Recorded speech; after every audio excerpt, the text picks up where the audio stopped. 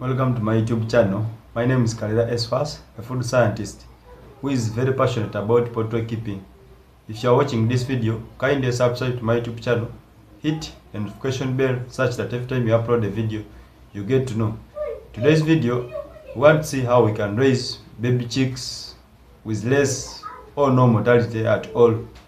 Now, if you are to raise baby chicks with less or no mortality, there are some things that you need to put into consideration. One is the quality of the chicks. Always buy your chicks from trusted suppliers, because it doesn't matter how well you are feeding your chicks, how good is the feed you are giving your chicks. If the quality of the chicks is not good, the chicks some suppliers don't vaccinate their birds properly, and the diseases will be transferred to the chicks, so the chicks will not grow well. Number two, the feeds. Feeds are really important. It doesn't matter how good is the quality of the chicks. If the chicks are fed on a poorly balanced feed, they will get stunted. If they are layers, they will start laying at a later stage and they will lay for a short period of time. Number three, prepare the brooder very well. Now, there are two types of brooders. One, you can demarcate in a room where you are going to keep your birds. You can put small, round, manageable groups, or you can just let them in one huge building. But I would advise that you separate and put small manageable groups. Ensure there are no corners in the brooder, because birds will pile up, suffocate and die. Ensure the brooder is warm at 35 degrees. Ensure the brooder is aerated. Some farmers seal off all the openings to the brooder, thinking they are maintaining temperature, but this is very dangerous. Since we are using since we are using charcoal, and charcoal is carbon burns in limited supply of oxygen to produce carbon monoxide, and carbon monoxide is a very toxic gas. Number four, litter. Litter has to be introduced to the poultry house before you bring your birds, because it has to dry. The litter has to be disinfected 2 to 3 times before you bring your birds. The litter has to be thick enough to provide warmth to the chicks.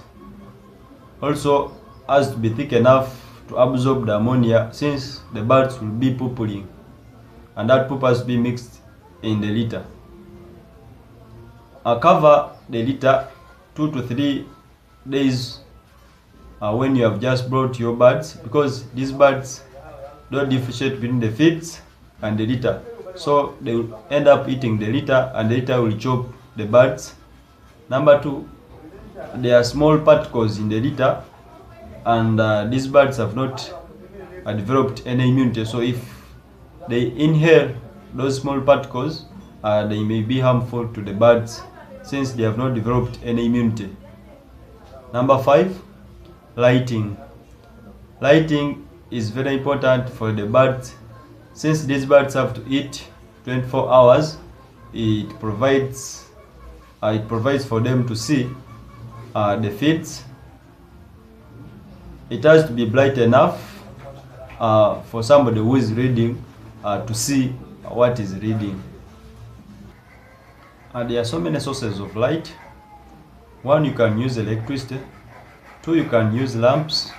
You can use candle, but I would advise that you use electricity or some lamps, because some other sources will produce carbon, and carbon will burn in limited oxygen to produce carbon monoxide. Number six, heat. Provide enough heat to the brooder. The temperature should be around 35 degrees. In case maybe you don't have thermometer, you can monitor the behavior of the birds. If the birds pile together, it means the temperatures are less. And if the birds are spreading at the periphery of the periphery of the structure, it means the temperatures are too high. Then if you find they are well spread in the structure, it means the temperatures are okay. There are so many sources of heat. You can use biogas, you can use charcoal, you can use lamps, etc. Number 7, provide enough drinkers to the birds. The drinkers should be small for the birds not to fall in. The ratio should be 1 drinker to 25 birds, but this one depends on the size of the drinker. Number 8, provide enough feeders to the birds. The ratio should be one feeder to 50 birds, but it also depends on the size of the feeder. These feeders should be well disinfected and cleaned before they are introduced to the chicken house. Number 9, security. Ensure you have sealed off all the openings that cats, rats and dogs might use to access your birds, because it doesn't make sense you have controlled all the other factors and the dogs or cats come and eat your birds. Now, assuming you have put everything in place, the feeds are there, you have bought your chicks from quality suppliers. When the birds arrive on the farm, give them water for the first 2 hours. The water is to hydrate the birds now that they are now dehydrated.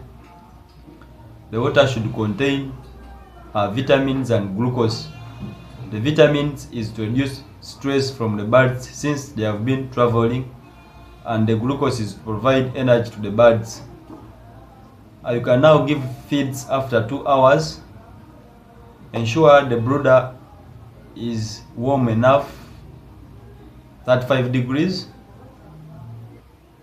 Water should be changed 2 to 3 times a day, and the feeds, because this water will become very dirty and we don't want to give our little babies that water. Thanks for watching my video. Hope this video is going to help somebody. Kindly subscribe to my YouTube channel, hit the notification bell such that every time you upload a video, share the video to anybody whom you think the video will be important. Like it.